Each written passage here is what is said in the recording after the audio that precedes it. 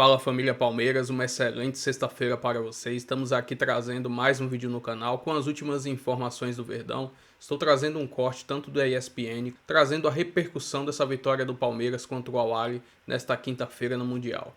Além disso, mais algumas informações. Se inscreva no canal, deixa seu like, seu comentário também e vamos aí para o vídeo. Grande vitória do Verdão para cima dos egípcios do Al-Ahly. Então vamos direto para os Estados Unidos para repercutir, para falar mais da vitória palmeirense com Gustavo Zupac, que acompanha de perto os passos do Verdão e da torcida do Palmeiras, que continua fazendo uma linda festa lá nos Estados Unidos. Zupac, bom dia, amigo. Bem-vindo ao nosso F360. Tudo bem, Abel? Um ótimo dia a todos, um ótimo dia, fã de esportes. 9 horas da manhã aqui em Nova York, um belíssimo dia. Hoje eu acordei muito cedinho, acordei 6 da manhã e já estava sol. Que beleza, o verão enfim chegou para valer em Nova York. Quem também chegou para valer no Mundial de Clubes foi o Palmeiras, né, Abel? Como você falou, uma vitória muito importante sobre o Al-Ahly, ainda que não tenha sido o melhor jogo do Palmeiras, e essa é a graça do futebol, né? O melhor jogo não foi o melhor resultado, mas se você somar os 2 jogos do Palmeiras na competição, 4 pontos em 2 jogos é algo importante para o Palmeiras encaminhar a sua classificação. Falta, claro, o último jogo que vai ser na segunda-feira lá em Miami contra a equipe do Inter Miami. A gente falou muito no pré-jogo ontem, né? A gente falava direto do estádio e também nos dias anteriores sobre a estratégia, o que o jogo poderia pedir, e o Abel, assim, sem nenhum tipo de receio, colocou o time para jogar mais atrás contra os egípcios. Eu achei que ele ia colocar o time mais à frente. O Palmeiras teve 35% de posse de bola, e não foi aquela posse de bola condicionada pelo placar, né? Como o time está ganhando, ele espera mais. O primeiro tempo no 0-0 foi igual ao segundo em termos de posse, 35%. O Palmeiras, que finalizou menos do que finalizou contra o Porto, foram quase 20 contra o Porto, acho que foram 17 contra o Porto, foram apenas 11 contra a equipe do Al-Ahly, teoricamente um time mais fraco do que o europeu, mas foi um jogo de estratégia, um jogo de suportar o calor, um jogo de um primeiro tempo de dificuldade, de pouquíssima inspiração, pouquíssimo sofrimento, mas pouquíssima inspiração. E aí, no segundo tempo, o Palmeiras fez uso, né, Abel, de 2 coisas que ele tem. O banco de reservas, não só a figura que comanda o banco, o Abel, mas as figuras que habitam o banco, que sentam no banco, os jogadores reservas, o Maurício e o Flaco, que o Eugênio está empolgado para falar, mudaram o jogo. E outro artifício que é super natural do time do Palmeiras, que é a bola parada. A gente cansou de ver aí, nessa era Abel Ferreira, jogos difíceis para o Palmeiras em que a bola parada abre o caminho para a coisa ficar mais tranquila. E foi assim que o Palmeiras garantiu a classificação. Como você falou, para muita festa da torcida. Eu achei que teríamos mais torcedores no MetLife do que na estreia, mas tivemos bem menos, tivemos 11 mil a menos, né? Foram 35 mil torcedores contra 46 mil da estreia. E olha que tinha egípcio pra caramba dividindo a arquibancada com o Palmeiras, com os palmeirenses. Mas foi mais uma festa belíssima do torcedor que agora, encaminhando uma classificação, muito perto de uma classificação, começa a deixar Nova York, né? Hoje é sexta-feira, talvez no fim de semana eles ainda curtam um pouco da cidade, mas já vão migrando para Miami, porque boa parte da galera alviverde vai acompanhar o terceiro jogo do Palmeiras contra o Inter Miami lá no Hard Rock, o time do Messi, na segunda-feira.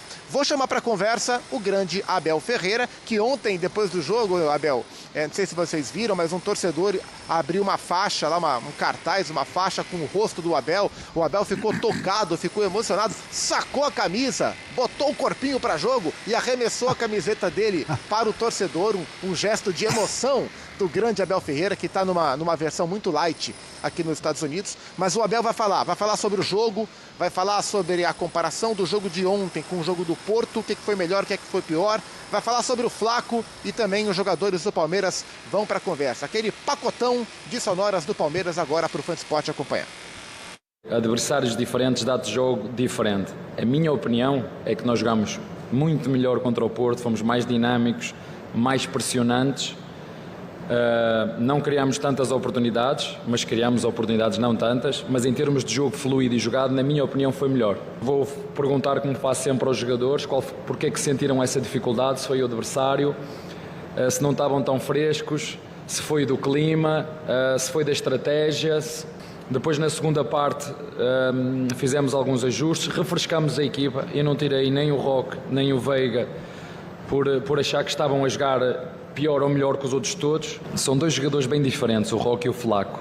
E nós, quando fomos buscar o Flaco, fomos buscá-lo pelas características que ele tem. Ele é forte no jogo de cabeça, ele é alto, ele é rápido.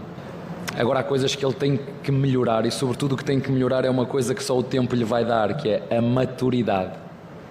Ele é um rapaz espetacular, mas ele é distraído. Ele é distraído. Ele sabe que naquela bola que falhou, sabem aquela que ele falhou? Eu se amanhã chegar lá e se olhar para ele assim, o que é que tens que fazer ali? Ele vai dizer, aí professor, era com o pé direito. Então se nós treinamos isso, por que é que tu não fazes? Se você fosse o Abel Ferreira, você escalaria como titular para o jogo contra o Miami? Cara, como eu não sou, não vou responder, mas isso já é um trabalho para ele. Eu sempre falo o mesmo, o jogo anterior falei o mesmo. Eu estou sempre preparado para jogar e quando ele decidir o tempo que ele achar certo, vai me escalando. A gente sabe que a gente estava até um pouco ansioso para poder fazer esse gol. A gente buscou a todo momento, em nenhum momento contra o Porto a gente desistiu, a gente errava um lance ali, a gente buscava de novo, a gente passava perto, a gente buscava de novo, mas a gente foi muito feliz ali numa falta lateral. Isso depois nos deu um pouco mais de tranquilidade para poder trabalhar mais a bola, de poder criar nossas jogadas e fazer o outro gol e ter um pouco mais de volume de jogo.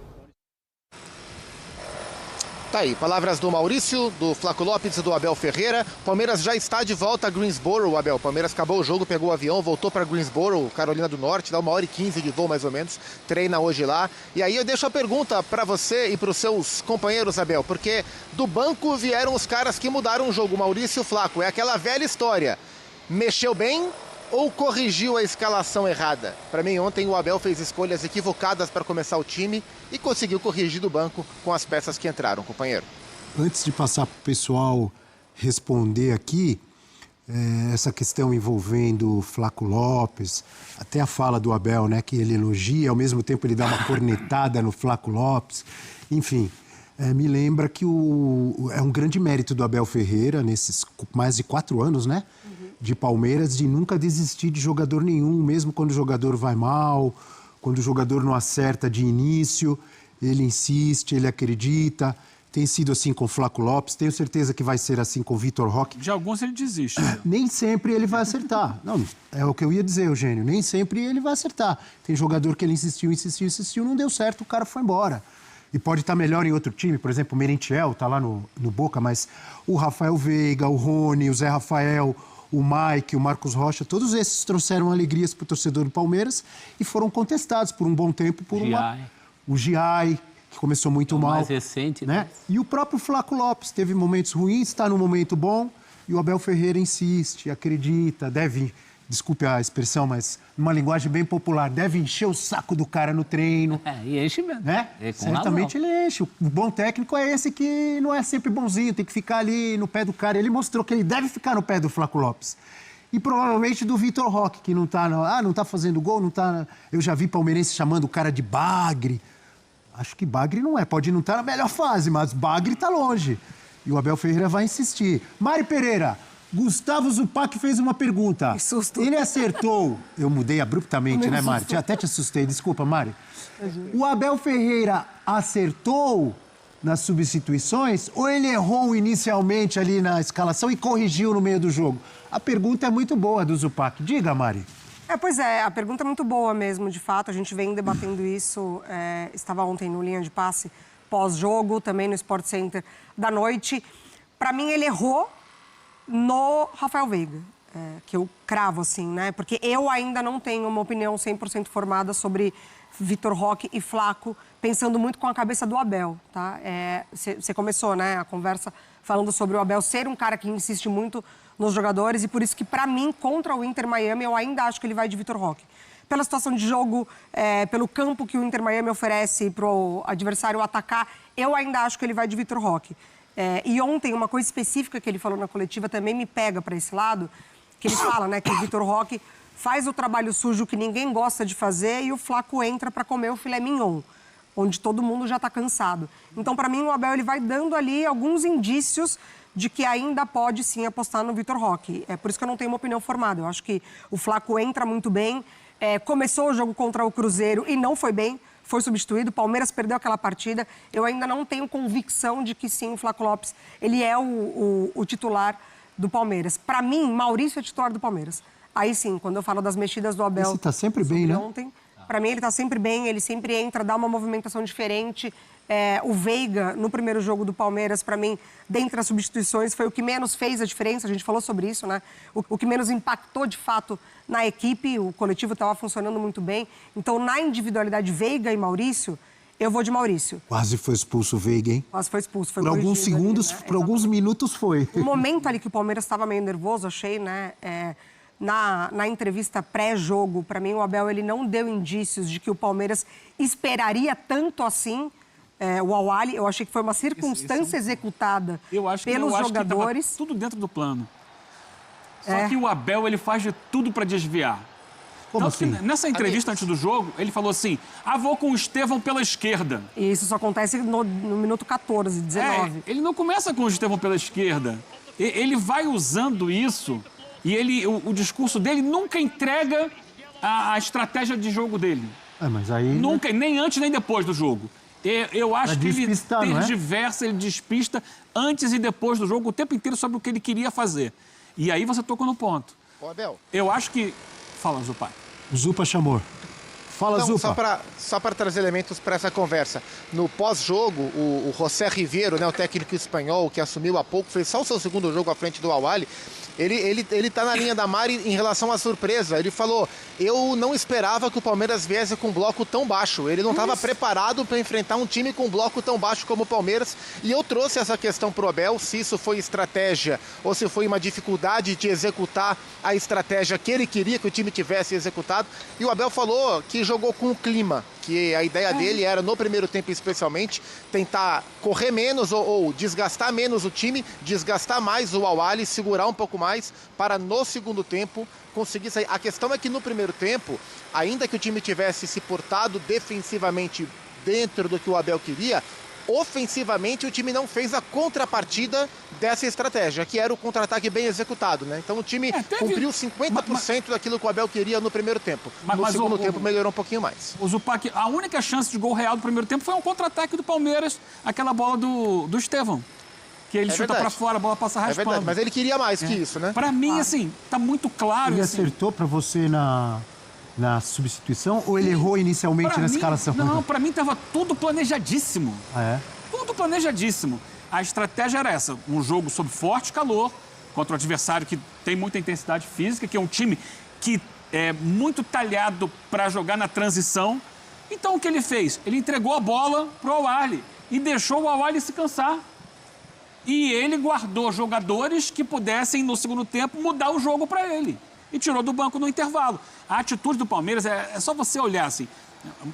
Das maneiras que eu gosto de ler o jogo, de entender o jogo, é o que faz o time com e sem a bola. O Palmeiras sem a bola, ele não pressionou o portador da bola no primeiro tempo. Em momento nenhum.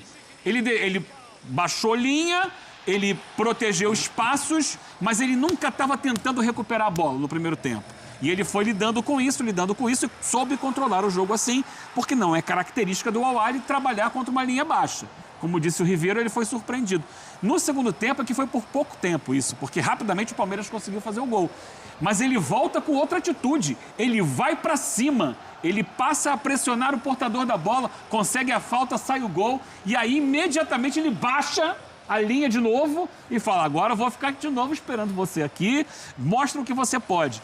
E esse gol de contra-ataque que a gente está vendo agora... Que bolão, é o Maurício que toca a bola, né? Mas o Maurício falou, o Flaco também falou, treinamos a exaustão essa jogada, sabíamos que haveria um espaço entre os zagueiros do Al-Ahly, estava tudo planejado meticulosamente. O Palmeiras ia fazer isso. Então ele volta para o segundo tempo com jogadores mais agressivos, mais frescos, que poderiam... Enquanto isso, ele cansou o time do Al-Ahly com o Veiga e com o Tigrinho, com o Vitor Roque, porque o Vitor Roque é um cara que fisicamente, ele, como foi dito aqui pela Mari, ele faz o trabalho sujo. E aí, quando o adversário já está um pouco mais desgastado, você coloca os jogadores frescos que entram para resolver a parada. Posso resumir o que você está dizendo? Uma pena que o jogo foi interrompido, Abel. Depois a gente pode entrar nessa questão das interrupções, porque quando você para o jogo, o que volta é um arremedo de futebol. É assim, tem que terminar esse jogo aqui. E não tem mais estratégia, não tem mais... As coisas estão completamente dispersas. Mas aqueles minutos até o jogo ser interrompido, eles eram a execução fiel do plano do Abel Ferreira para a partida. Posso tentar resumir com outras palavras o que você está dizendo, a Mari e o Zupac? Um grande mérito para um clube que tem o elenco que tem. Claro, um mérito para o Abel Ferreira, com o plano, a estratégia que deu certo, para os jogadores, Maurício, Flaco Lopes e os outros, e para a diretoria. Porque não é qualquer técnico que tem Flaco Lopes, Vitor Roque, Maurício, Rafael Veiga, Facundo e companhia. Para você começar com um já pensando em quem vai entrar no segundo tempo e os que entram, às vezes, mantêm ou melhoram o nível. Não é verdade? Elenco, não é elenco isso? É por isso que não dá para dizer que foi erro, porque foi premeditado. Quando você erra, você é surpreendido por alguma coisa que não deu certo. Não foi erro, mas foi um risco. Porque com isso ele gasta metade do tempo de um jogo que poderia ter sido complicado. Para ser coerente com o que a gente falou aqui antes, era um jogo mais ao feitio do Flaco, independente dessa coisa do adversário cansado ou não. Tanto que o Palmeiras ganha praticamente o gol contra, é quase gol do Flaco. Porque é ele que induz e tem o lance do gol, que é dentro desse contexto, logo no início do segundo tempo, que a bola passa na frente dele, ele tenta chutar com a esquerda, que foi citado, aí a gente viu, inclusive, o Abel falando sobre o assunto. Mas já é dentro do contexto do Palmeiras agressivo. Logo depois vem a falta do gol. Discordo do amigo professor Celso Zelt. Tem a participação do Flaco Lopes, mas não é quase gol dele, não. É gol contra, muito gol contra. Não, é gol contra. Cabeçada mas os caras que sobem para cabecear, sobem para disputar com ele a bola. Fato, ele é verdade, verdade. Se tá o Tigrinho lá, não é essa característica. E a gente já tinha falado isso antes. Não tem nem estatura, né? Então tudo está bem quando acaba bem, né? Se de repente a estratégia não desse certo, se naquele tempo que ele não pressionou, o Al-Ahly tivesse feito um gol, a coisa ia ser diferente. Agora Mas você tem que entender, e aí é perfeito, o Zupac falou sobre isso. O primeiro tempo era, vou me segurar para não me cansar muito e tentar caçar um adversário para matar o jogo no segundo.